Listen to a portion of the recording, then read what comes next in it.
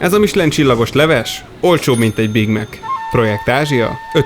rész. Szingapúrban vagyunk, ahol egy macsa simán kerül 6000 forintba. Mivel az ilyen árakat az emberek nagy része nem tudja vagy akarja megfizetni, népszerűek az úgynevezett hókertcenterek. Ezekben az udvarokban különböző bódékból vehetsz helyi mamáktól és papáktól frissen készített ételeket baromi jó áron.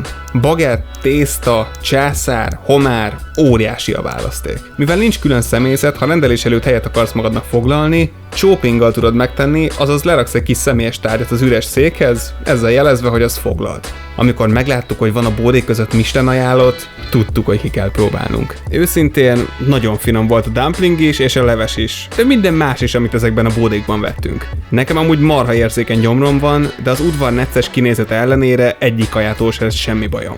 Nagy figyelmet fordítanak a helyiek a jó minőségű alapanyagokra és a higiéniára. Az meg, hogy 1500 forintból megkajálsz Szingapúrban, talán a kedvencem az egészben. Ez a Projekt Ázsia. Tali a következő részben.